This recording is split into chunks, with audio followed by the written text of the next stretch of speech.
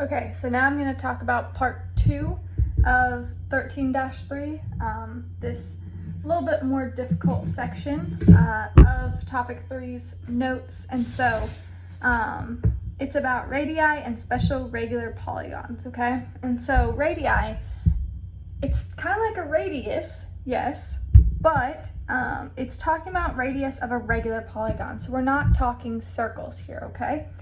And so the radius of a regular polygon is the distance from the center of a to a vertex on the polygon. And remember, a vertex is a point, okay? So a vertex are these points on the polygon, okay?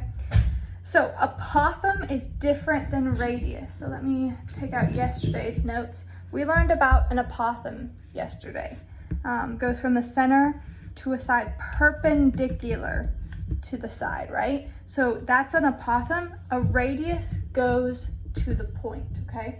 So that's one of the main differences between radius and apothem on a polygon. So that's our first thing we gotta get out of the way, what a radius is, okay? So now I'm gonna talk about special regular polygons. So there's gonna be a few different special regular polygons that I wanna talk about with you guys here. The first one being a hexagon. This one is the one we'll see the most often when we're talking about these special polygons, okay?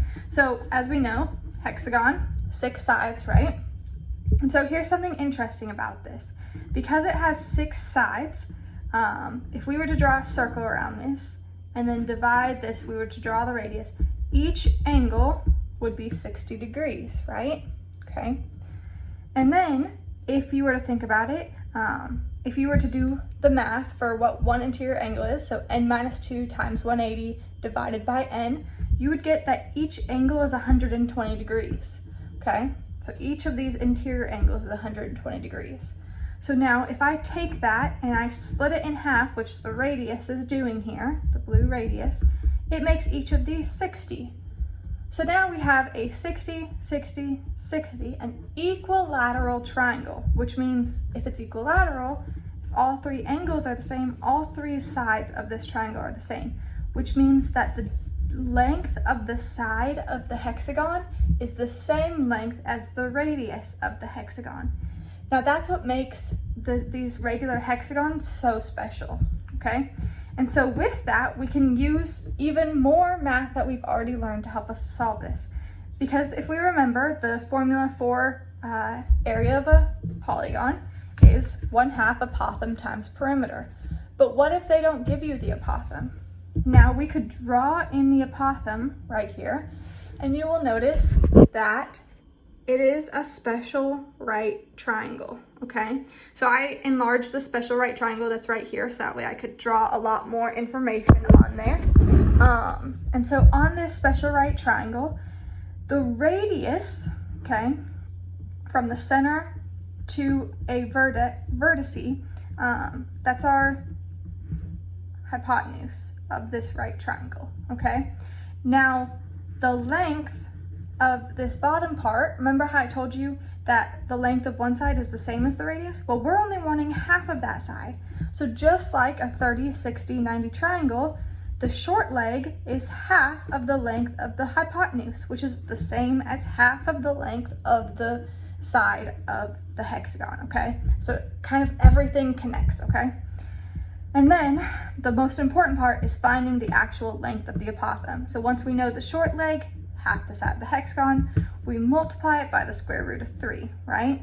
So for example, if this was, if the side of the hexagon was 12, okay? We take 12, that would be our hypotenuse, which we don't really need, but we split it in half to get our short leg.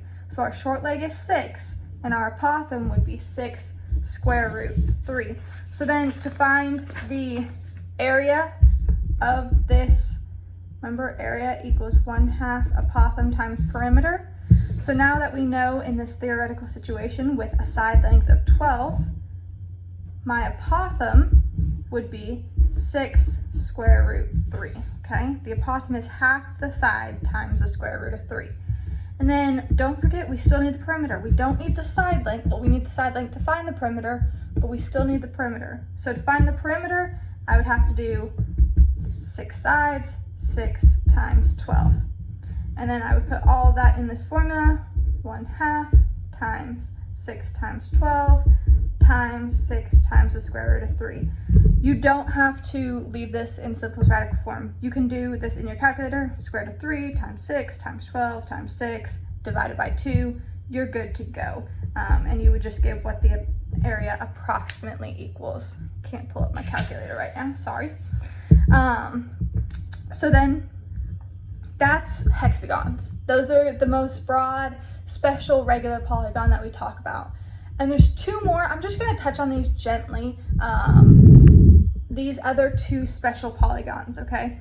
And so these are just, I don't want to call them shortcuts. They're when you feel like you don't have enough information on the picture, you actually do. So for triangles and squares, if you're like, wait, I don't actually have the information I need, I don't have everything that I need to solve this problem, you actually do. So if a problem ever just gives you the radius, remember the radius is from the center to a vertex, right?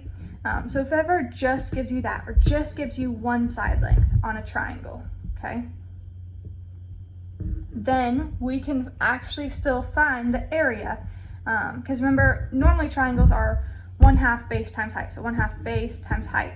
But in that circumstance where we're just given a side length or just given the radius, we don't have the height. And so we can use special polygons to use that. So we can use this part right here, okay? Same thing with squares. If you're given one whole side, that's great. You can just use base times height, super simple. But if you're just given the radius, you may be like, but wait, I don't actually know how to solve this problem. That's what we're going to talk about here in a moment, okay?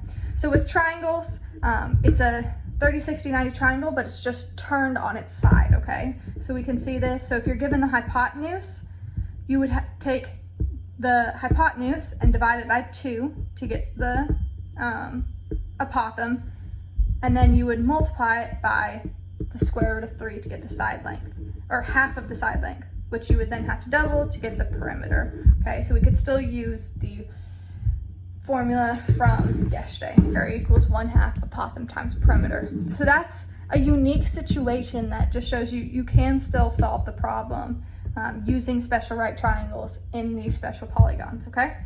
And the last one, squares. If you're given the radius, which we know would be the hypotenuse of this 45, 45, 90 triangle in here, we could find what the leg and the apothem is, okay? The leg would be half of the side of the whole square. But if we're just given the radius, we would have to divide by the square root of 2, which, if you guys remember, divide, rationalize, simplify. You can do it in a calculator. You don't have to leave it in simplest radical form because we're finding area, and we want that as an approximate number. Once you have that, you really have a choice. You could just do, once you have what one leg is, times that by 2, and then multiply, square that, okay?